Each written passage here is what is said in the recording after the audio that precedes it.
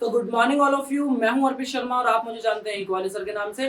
Last class में हमने consumer equilibrium में लॉ ऑफ डीएमयू के बारे में सारी बातें पढ़ ली थी। आज अब उससे आगे की शुरू करते हैं पढ़ाई, ठीक है। तो टॉपिक है अब हमारा मेन कंज्यूमर इक्विलिब्रियम। क्या है? Consumer equilibrium. तो भाई कंज्यूमर इक्विलिब्रियम के बारे में मैंने आपको फर्स्ट क्लास में ये बताया था। कंज्यूमर इक्विलिब्रियम का मतलब होता है उपभोक्ता संतुलन। एक कंज्यूमर जब संतुलित हो जाए, अब संतुलित का मतलब क्या था?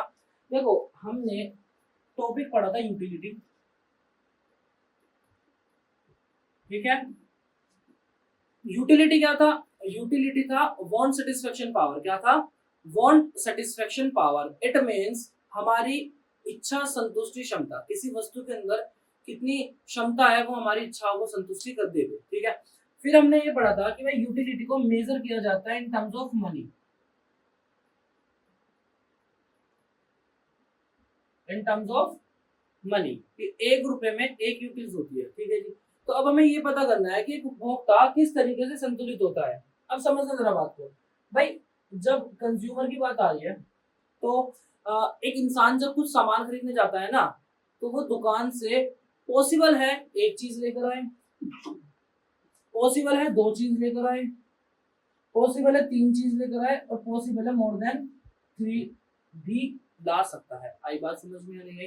देखो, जब आप सामान खरीदने जाते हो तो कभी कभी ऐसा भी होता है आप 10 से 15 आइटम खरीद के ले आए, कभी 5 ले आए, कभी 2 ले आए, कभी 1 ले आए। लेकिन अगर हम इन सब में कंज्यूमर इक्विलिब्रियम निकालने की कोशिश करेंगे ना, ज्यादा से ज्यादा नंबर ऑफ गुड्स में पता करने की कोशिश करेंगे कि क्या कंज्यूमर इक्विलिब्रियम पे है या नहीं है, क्या है क्या नहीं है, तब हम कंफ्यूज हो जाएंगे, ठीक है। इसी वजह से एक अजम्पशन है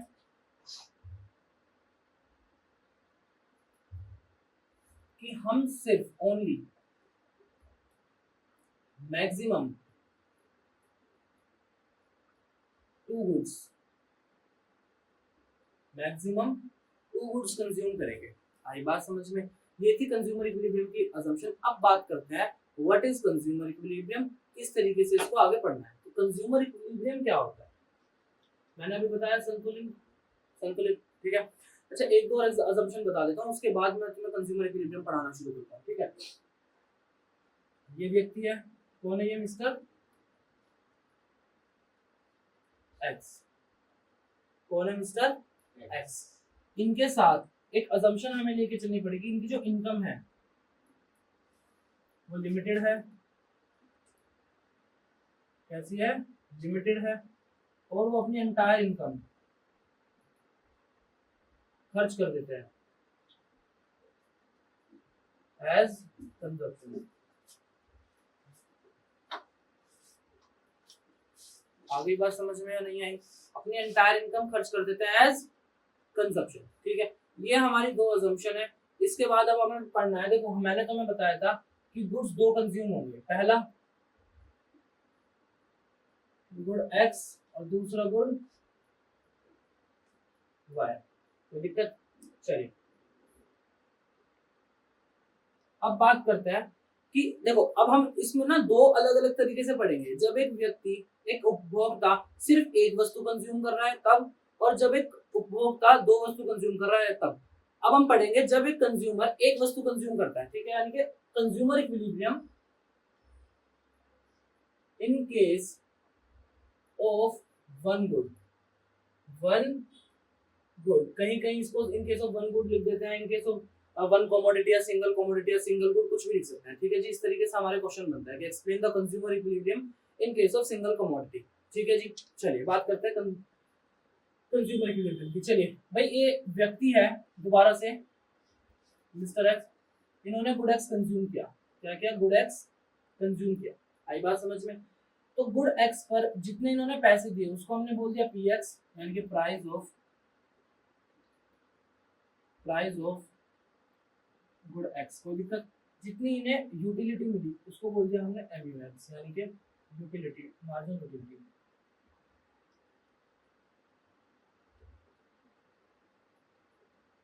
ऑफ गुड एक्स, ठीक है जी। Marginal utility of good X, simple है। अब समझने बात को। जितने वो रुपए लेकर गए अपने पास, जितने वो उनकी इनकम थी, अभी हमने बताया ना एंटायर इनकम खर्च करेंगे, उसको हमने नाम दिया मार्जिनल यूटिलिटी ऑफ मनी। इस एम का मतलब हो गया मनी, ठीक है जी, मार्जिनल यूटिलिटी ऑफ मनी। यहां तक समझ में आया भाई। पीएक्स हो गया price of good x, MUX हो गया marginal utility of good x, और एमयूएम हो गया marginal utility of money. Simple है चीजें, समझना बात को। मैंने आपको कंज्यूमर इक्विलिब्रियम के बारे में क्या बताया था, एक बार फटाफट डेफिनेशन की बात कर रहे थे, कंज्यूमर इक्विलिब्रियम क्या होता है।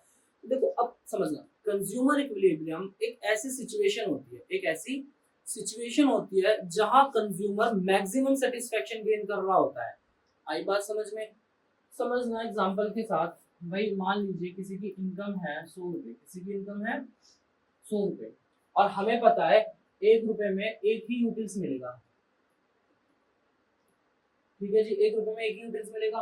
100 रुपए में मैक्सिमम कितने यूटिल्स ले सकते हैं? 100। कोई दिक्कत? पक्का है? तो एक ऐसी सिचुएशन जब एक कंज्यूमर अपनी लिमिटेड इनकम में मैक्सिमम मैक्सिमम सेटिस्फेक्शन गेन कर रहा हो, उस सिचुएशन को हम बोलते हैं कंज्यूमर इक्विलिब्रियम। और वो उस खर्चा करने के तरीके को, जिस जब वो मैक्सिमम सेटिस्फेक्शन गेन कर रहा है ना, उस तरीके को चेंज करना नहीं चाहेगा। देखो बहुत सिंपल सी बात होती है कि इंसान क्या होता है ना, इंसान अपनी आदतों को बदलना नहीं चाहते। उनको अगर उन्हें अपनी आदतों को बदलना है ना, तो वो बहुत ज्यादा मतलब कठिन लगता है उनके लिए। भाई तुम्हारा स्कूल 4 बजे का है मान लो, तो तुम्हें 4 बजे कोई दिक्कत नहीं है, लेकिन अगर उसको हम सर्दियों की वजह से जल्दी शिफ्ट कर देना, तो तुम्हें जल्दी में प्रॉब्लम होने लगेगी। होता है या नहीं होता है? एक सिंपल सा बात है, अगर तुम 7 बजे खाना खाते हो तो 7 बजे तुम्हें ऑटोमेटिकली भूख लगने लगेगी, ठीक है। तुम्हें 5 बजे देंगे तो नहीं खाओगे, और 10 बजे देंगे तो भी नहीं खाओगे, क्योंकि हमारा टाइम है 7 बजे का, ठीक है। तो ये एक आदत है जिसको हम बदलना नहीं चाहेंगे। यानी कि एक ऐसी सिचुएशन, कंज्यूमर इक्विलिब्रियम क्या है? Consumer equilibrium refers to a situation where a consumer gets maximum satisfaction. Consumer gets maximum satisfaction with his limited income and has no tendency to change his existing way of expenditure. यानी कि अपने वो तरीके को बदलना नहीं चाहता कि भाई वो उस तरीके को बदले जब उसे मैक्सिमम सेटिस्फेक्शन हो रही है। सिंपल है। चलिए अब देखना भाई, हमें पता है हमारी इनकम, मान लीजिए अभी नहीं पता कुछ भी, हमारी इनकम क्या है? एमयूएम है, ठीक है। हम अपनी इनकम में कितनी क्या कहते हैं यूटिलिटी पा रहे हैं हमने। समझना जरा बात को, एग्जांपल समझा देता हूँ अभी। मान लीजिए हम कोई भी वस्तु एक्स खरीदने गए, वस्तु एक्स मान लीजिए समोसे है, क्या है? समोसे, ठीक है। हम 100 रुपए लेकर गए समोसे लेने के लिए। हमने बोला भैया आप एक काम करो, मुझे 10 समोसे दे दो, मुझे 10 समोसे दे दो। कितने दे दो? क्वांटिटी में 10। उसने उससे 100 रुपए लिए और उसने उसको 20 रुपए वापस दे दिए। कितने रुपए वापस दे दिए? 20 रुपए। आई बात समझ में? तो एक समोसा कितने का हुआ? एक समोसा कितने का हुआ भाई? एक समोसा कैसे हुआ? 80 रुपए डिवाइडेड बाय 10। एक समोसा कितने का हो गया? 8 रुपए का। यहां तक समझ में आया हमें? तो देखो जब हमें ये पता करना है कि हमें एक समोसा कितने रुपए का मिला, तो हमने क्या किया? हमने टोटल एक्सपेंडिचर को डिवाइड कर दिया नंबर ऑफ क्वांटिटी से। इसी तरीके से अगर मुझे पता करना है, मैंने एक वस्तु खरीदी और उस वस्तु की n नंबर ऑफ क्वांटिटी खरीदी, ठीक है। अब मुझे ये पता करना है कि मुझे कितनी सेटिस्फेक्शन मिल रही है इन 1 यूनिट। तो मैं क्या करूंगा? मैं टोटल सेटिस्फेक्शन को उसके प्राइस से डिवाइड कर दूंगा। समझना जरा बात को। देख, सिंप्लीफाई करने के लिए हम क्या करते हैं? हम कन्वर्ट कर लेते हैं कि हमें 1 रुपए में कितनी सेटिस्फेक्शन मिल रही है, 1 रुपए में कितनी सेटिस्फेक्शन मिल रही है। समझना जरा बात को। अब मैं एक सिचुएशन क्रिएट करता हूँ आपके सामने। एक कंज्यूमर कंज्यूमिंग 1 गुड, एक वस्तु खरीद रहा है, उससे मिलने वाली यूटिलिटी हो गई एमयूएक्स, और उसको जितना भी प्राइस उसने दिया उसको बोल दिया पीएक्स। हमने क्या किया? हमने टोटल मार्जिन यूटिलिटी जितनी भी मिल रही है उसको डिवाइड कर दिया पीएक्स से, और उसको कंपेयर करेंगे हम एमयूएम से। कंपेयर एमयूएम से क्यों करेंगे? क्योंकि हमारी मनी इनकम कितनी है? एमयूएम है। तो जितनी भी हमारी मनी इनकम है उससे कंपेयर करेंगे कि हमें एक यूनिट में कितनी यूटिलिटी मिल रही है। तब हमें पता चलेगा कि भाई हम संतुलित है भी या नहीं है। सिंपल है। तो इससे हमें पता चला, ये दिखा दिया हमारा यूटिलिटी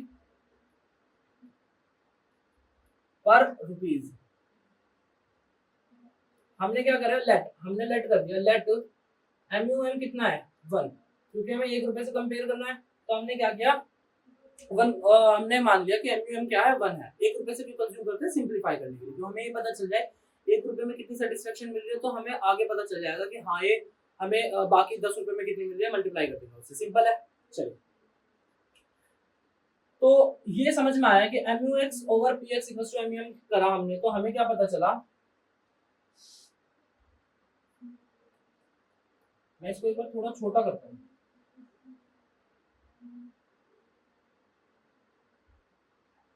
ठीक है। इसके बाद मैंने बोला कि हमने लेट MUM इक्वल टू 1 कर लिया, तो ये आगे इस तरीके से हो गया, MUX over PX equal to 1। इसके बाद MUX क्रॉस मल्टीप्लाई हो जाएगी यहाँ पे, इक्वल टू PX, और इसी को हमने नाम दिया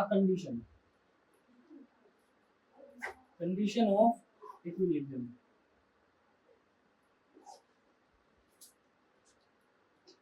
condition of equilibrium, it means, simple सी बात है, हमने असम्पशन मान ली थी पूरी एंटायर इनकम खर्च होगी, एंटायर इनकम ही हमारी 1 रुपए है, हमने अभी लेट किया है, एंटायर इनकम कितनी हमारी 1 रुपए है। इसका मतलब हमने कंपेयर किया 1 रुपए से, और हमें ये देखो हमने इधर क्या किया, 1 रुपए से कंपेयर किया है, और हमने 1 रुपए में ही यूटिलिटी पता कर ली।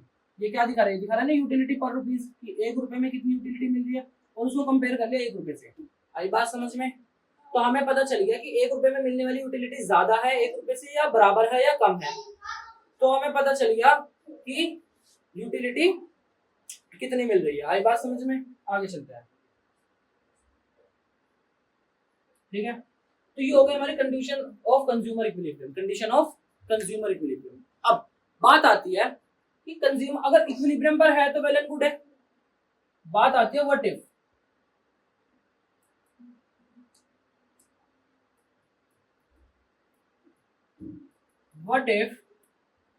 MUX is not equals to PX। अब ये क्या होगा, अगर ये बराबर नहीं हुए तो क्या होगा, पहली condition MUX is more than PX, दूसरी MUX is less than PX।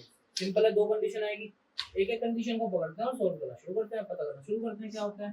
पहली कंडीशन ले लेते हैं जी, फर्स्ट कंडीशन हो गई हमारी if MUX is less than PX।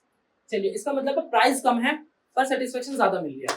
इसका मतलब है हमने पे तो किए 10 रुपए, कितने पे किए 10 रुपए, सेटिस्फेक्शन मिल गई 50 रुपए की, ठीक है। आई बात समझ में? तो इस केस में क्या होगा, देखो जब हम पैसे कम पे करते हैं और हमें सेटिस्फेक्शन ज्यादा मिल रही है, तो हम क्या करेंगे, हम उस चीज का यानी कि वस्तु एक्स का कंजप्शन ऑफ गुड एक्स क्या करेंगे, इंक्रीज कर देंगे। कंजप्शन ऑफ गुड एक्स क्या करेंगे, इंक्रीज कर देंगे। आई बात समझ में? अब ठीक है भाई, कर दिया हमने इंक्रीज, लेकिन हमने एक चीज पढ़ी थी पिछली क्लास में कि अगर हमने किसी भी वस्तु का कंजप्शन बढ़ाया, हम अगर किसी भी वस्तु का कंजप्शन बढ़ा रहे हैं, तो उससे मिलने वाली जो सेटिस्फेक्शन है वो धीरे धीरे कम होती चली जाती है, due to law of DMU. आई बात समझ में? लॉ ऑफ डीएमयू कहता है कि जब हमने किसी भी कंजप्शन को बढ़ाते हैं हम, तो उससे मिलने वाली जो यूटिलिटी है वो धीरे धीरे कम होती चली जाती है। अब इस केस में क्या किया हमने, हमें सेटिस्फेक्शन ज्यादा मिल रही है, प्राइस कम मिल रहा है, हमने क्या किया, इसकी कंजप्शन को बढ़ा दिया, जिसकी वजह से लॉ ऑफ डीएमयू ने काम किया, और क्या बोला, लॉ ऑफ डीएमयू ने काम किया, और इसकी जो मिलने वाली सेटिस्फेक्शन है वो धीरे धीरे घटती चली गई, और तब तक घटती रही जब तक ये बराबर नहीं हो गई किसके। भाई बात समझ में या नहीं आई? सिंपल है भाई, क्लियर है चीज, कोई दिक्कत? आगे चलते हैं। अब दूसरी कंडीशन क्या थी हमारी, if MUX is less than PS। अब क्या हो रहा है भाई, यूटिलिटी तो 10 मिल रही है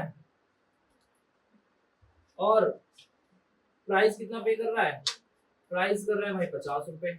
अब क्या करेंगे, अब इसकी कंजप्शन को क्या करेंगे, घटा देंगे। कंजप्शन को क्या करेंगे बेटा, घटा देंगे, क्योंकि सेटिस्फेक्शन कम है और प्राइस ज्यादा पे करना पड़ेगा, हम सेटिस्फेक्शन को घटा देंगे। आई बात समझ में या नहीं आई? सिंपल है।